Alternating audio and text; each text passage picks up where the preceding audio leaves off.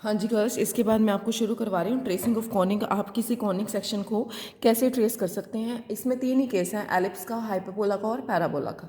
ठीक है, मतलब आपके पास ये क्वेश्चंस आएंगे हाइपरबोला, पैराबोला और एलिप्स का। ठीक है, आपको कॉनिक को कैसे ट्रेस करना है उसके ही आपके पास स्टेप्स गिवन है। ठीक है, कैसे करते हैं, आपके पास कोई कॉनिक सेक्शन गिवन है और सबसे पहले उसका आप डेल फाइंड करोगे।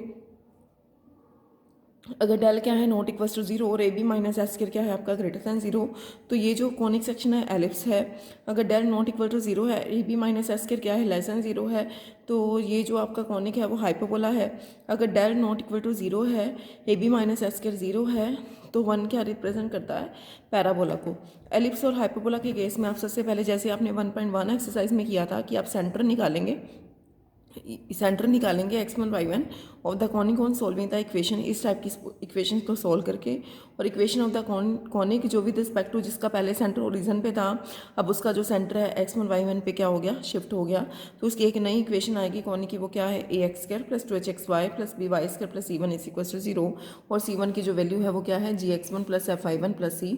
तो एक सेकेंड नंबर इक्वेशन को आप क्या लिख सकते हैं, C1 को आप उधर ले जाएं और C1 से आप डिवाइड करेंगे माइनस C1, तो यहाँ पे आपके पास ये वैल्यू आ जाएगी। इसको आप पुट करेंगे A H और B पुट करेंगे, तो आपके पास वैल्यू जो बनेगी वो आपके पास न्यू इक्वेशन ये आएगी, A X square plus 2hxy plus B Y square is equals to 1।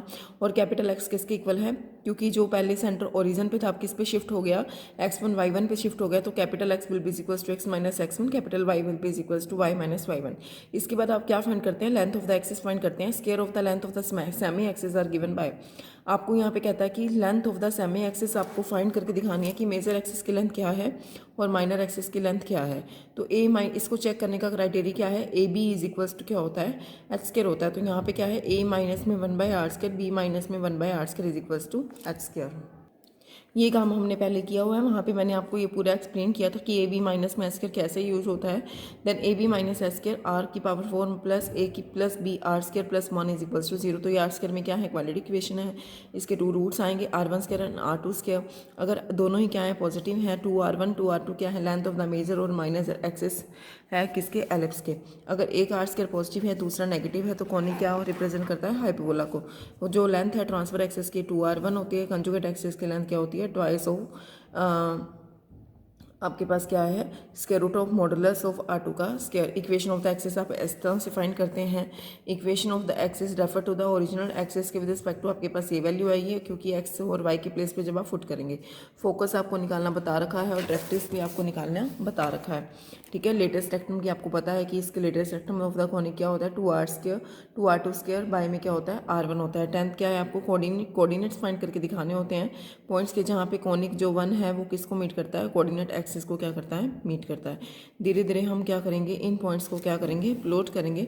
इसको प्लॉट करने का क्राइटेरिया क्या है, पहले आपको 2 म्यूचुअली परपेंडिकुलर स्ट्रेट लाइन होती हैं, सबसे पहले आपको 2 स्ट्रेट लाइन लेनी है। एक तो आप एक्स एक्सिस मानते हैं, एक आपको वाई एक्सिस, दोनों क्या होने चाहिए आपस में परपेंडिकुलर, क्योंकि एक्सिस ही होते हैं दोनों जो आपस में क्या होते हैं, म्यूचुअली परपेंडिकुलर होते हैं। सेंटर को आप ड्रॉ करेंगे, उसके बाद axis of the conic through the centre आप ड्रॉ करोगे। एलिप्स और हाइपरबोला के केस में ये होता है। ठीक है, उसके बाद एलिप्स के आप हाइपरबोला के केस में कंजुगेट और माइनर एक्सिस को रिप्रेजेंट करोगे कि ये क्या है। उसके बाद सारा आप ये स्केच करोगे, सारी कर्व आपकी क्या बन रही है। 3 ही क्वेश्चन है इसके, 3 क्वेश्चन में आपको जो इसकी जो कैलकुलेशंस है ये मैं आपको नहीं कराऊंगी, ये मैं आपको थोड़ा सा इंट्रोडक्शन दे रही हूँ कि इसमें क्या होता है। ठीक है, आपको ये चीज़ें खुद ही करनी है कि फर्स्ट 1.1 एक्सरसाइज से जो हमारे पास रिलेशन है वो मैं आपको दोबारा थोड़ी करवाऊंगी। अब फर्स्ट एग्जाम्पल में आपको क्या कहता है कि ट्रेस द कॉनिक, आपको इस कॉनिक को क्या करके दिखाना है, ट्रेस करके दिखाना है। गिवन कॉनिक आपका ये है, आपके पास एक कॉनिक सेक्शन की जो इक्वेशन है इसके साथ क्या करेंगे, जनरल इक्वेशन के साथ इसको कंपेयर करेंगे। तो ए की value 9, H12, B 16, G -1, F is equal to 7 और C की वैल्यू क्या आ रही है आपके पास, 1 आ रही है। इसके बाद सबसे पहले जो आपका स्टेप था उसमें आप क्या फाइंड करते हैं, डेल फाइंड करते हैं। डेल क्या है, आप आ रहा है आपका not equal to zero, then A B minus में एस करके आ रहा है आपके पास 0। तो गिवन कॉनिक सेक्शन किसको रिप्रेजेंट करता है, पैराबोला को। ठीक है, पैराबोला का हमने जो केस किया था, हमने इस टाइप से किया था ना, 3 3x प्लस में 4y का होल स्क्वायर, तो कि फर्स्ट नंबर इक्वेशन को आप इस टाइप से लिख सकते हैं। उसके बाद हम बीच में लैम्डा डालते हैं तो आपके पास ये इक्वेशन बन जाती है। 2 लाइंस चूज़ करते हैं जो क्या होती है परपेंडिकुलर। अगर 2 लाइंस आपस में परपेंडिकुलर है तो उन दोनों लाइंस के जो स्लोप हैं वो किसके इक्वल होते हैं, -1, जिससे लैम्डा की वैल्यू आ जाती है। लैम्डा की वैल्यू पुट करेंगे और यहाँ से इसको आपके पास वो जनरल इक्वेशन बनाने के लिए तो मैंने क्या किया, 25 से मल्टीप्लाई किया, 25 से मल्टीप्लाई किया और डिवाइड किया। 10 से यहाँ मल्टीप्लाई किया, डिवाइड करा, कोई फर्क नहीं पड़ा। 25 को आप क्या लिख सकते हैं 3 स्क्वायर प्लस 4 स्क्वायर, और 100 को आप क्या लिख सकते हैं स्क्वायर रूट में डालना है ना, 10 को लिखना है आपको। देन 64 प्लस 36 आ जाएगा। इसको सॉल्व करेंगे, आपके पास ये है। ये जो फॉर्म है किसकी है, y square is equals to 4x है। ये इक्वेशन किसके रिस्पेक्ट टू वाई है, जब हम क्या करते हैं चेंज कर देते हैं। Then y square is equals to क्या है, किसकी फॉर्म है 4ax की, जहाँ पे y की वैल्यू आपके पास ये है, x की वैल्यू आपके पास ये है। तो उसके बाद जो ये लेटेस्ट रेक्टम किसके इक्वल है 4a is equals to 2/5। a की वैल्यू आप सॉल्व करेंगे क्या आएगा 2/20 आ जाएगा। एक्सेस ऑफ द पैराबोला कैसे निकालते हैं, capital Y is equals to 0 से। Equation of the tangent at the vertex कैसे निकालते हैं, x इज इक्वल्स टू 0 से। इसके बाद equation of the axis of the parabola tangent vertex को सोल्व करेंगे। आपके पास वर्टेक्स एक क्या आ जाएंगे, कोऑर्डिनेट आ जाएंगे। जो कोऑर्डिनेट आ रहे हैं वो क्या आ रहे हैं -3/25 -4/25। अब आपको ये देखना है कि एक्स एक्सिस को मीट करता है, वाई एक्सिस को मीट करता है या नहीं करता है। अगर पैराबोला क्या करेगा, एक्स एक्सिस को मीट करेगा तो वाई को आपको क्या पुट करने का कॉनिक सेक्शन में 0 पुट करना पड़ेगा। 0 पुट करेंगे तो आपके पास क्या आएगा 9x² माइनस में 2x plus 1 is equals to 0।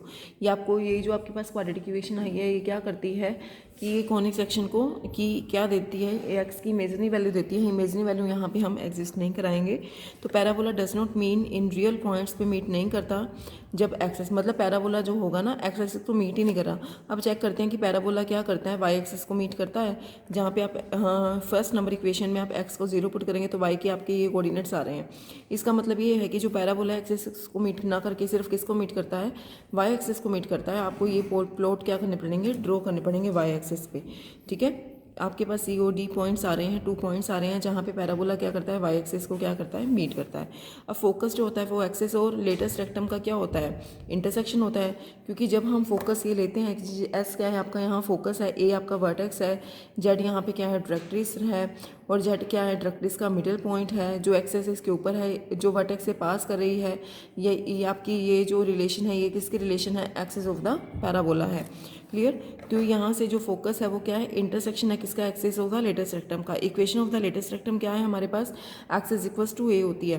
तो एक्स की जो वैल्यू है हमारे पास क्या है 4x माइनस में 3/5, और A की जो वैल्यू है वो क्या है हमारे पास 1/10।